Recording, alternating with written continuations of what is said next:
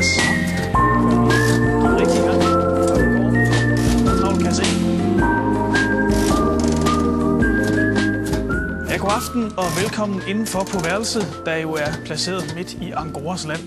Vi har et program til jer i aften, der er spækket med rigtig godt fjernsyn, cykelholdet og en række af de nye indslag. Han har fået jackpot. Ja, og så tror jeg min sanden, at vores trommeslager Kåre har fået jackpot på sin enarmede 20-pæk deroppe. Det er jo mange penge. Det er jo mange penge. Jeg tror, det er tid til, at I to rykker tilbage til positionerne. Klaver og trommer.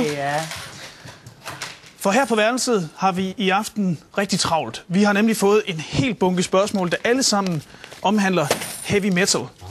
Og dem har vi valgt at samle sammen, og således lave det, vi kalder en temaaften.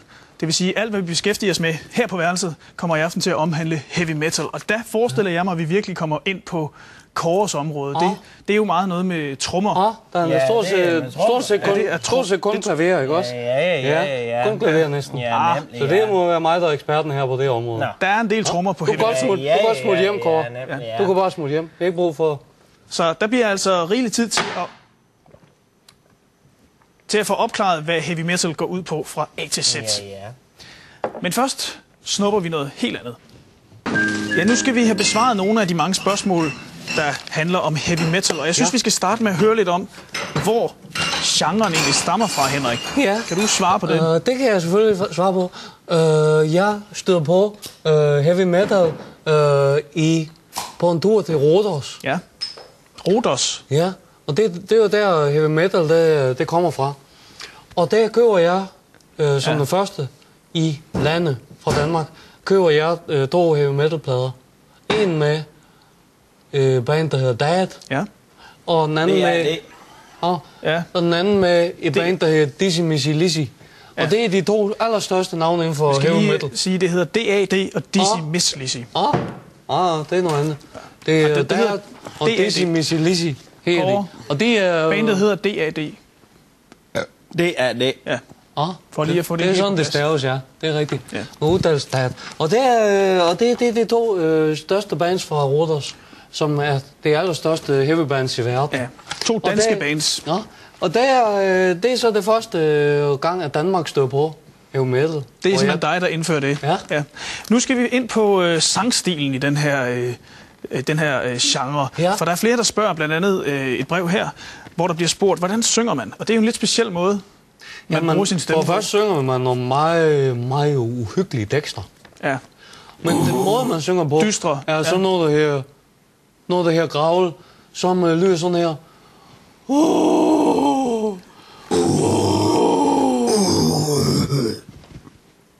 Ja. De mundgår, mens jeg demonstrerer.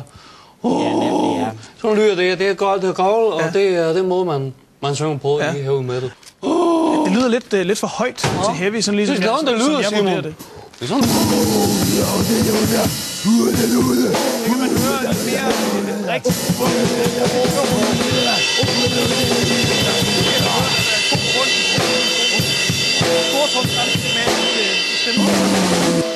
Vi vender tilbage med mere heavy metal om et kort øjeblik.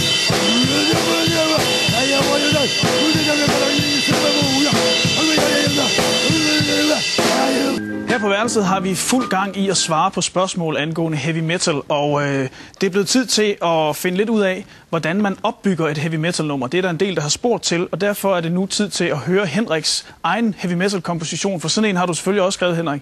Ja, men desværre har jeg fået tinnitus, og Kåre har ødelagt min karriere med sin larm. Ja, vi fik jo før et glimrende eksempel på growl, som vi kan høre her. Tak for det, Kåre. Nemlig, Nu bliver det endnu værre. Glimrende teknik, også på stortonpedalen dernede. Men nu er det tid til at høre en hel sang, og derfor synes jeg, vi skal høre din sang, Henrik. Er du klar på at spille sangen for os? Ja. Din egen komposition? Ja. Det er jo en sang, du har skrevet med inspiration fra et af de andre store heavy bands. Og som har inspireret Dizzy Mizzy Lizzy. Ja. Og Kåre, vi skal have dig op til trommerne. Kåre, sæt dig op på en stol. Ja.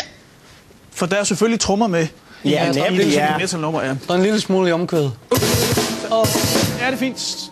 Ekstra larm. Og nu er det tid til at så høre et nummer fra A til Z. Og hvordan... Det er et nummer, jeg selv har skrevet. Ja, Det er det som sagt. Og hvad hedder det? Jeg skal lige sige, det er ikke for sarte sjæl, det her. Det er, hvis der er børn og sarte sjæl, der ser sig på, så er jeg med at komme i seng. En opfordring fra Henrik Solgaard. Ned og slukke for fjernsynet. Og det er virkelig noget barske løjer. Det nummer hedder Den forfærdelige musefælde. Nå. Og det kommer her.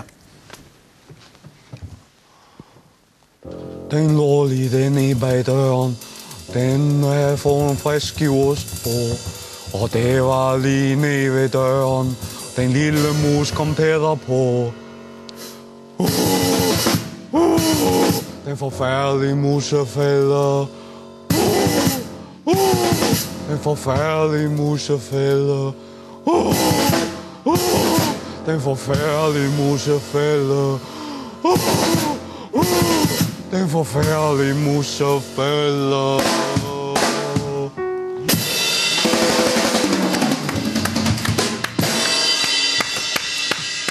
Ja. Det var altså heavy metal nummer, Den forfærdelige muse, for du ser helt skræmt ud selv, Henrik Solgaard. Ja. Og imponeret over selve trommespillet i den, vil jeg sige. Tekstmæssigt var jeg ikke sådan skræmt. Men det er en skræmmende tekst, sådan som du ser det. Det sagde Lilian også, hun ikke var bange. Men du skulle have set, hvor hun var der natten efter, da hun fik det værste mareridt, hun nogensinde har haft. Det får du også i nat. Hun blev så bange, at hun havde drømt om den musefælde, så hun sked i bukserne lige midt i sengen. Nå.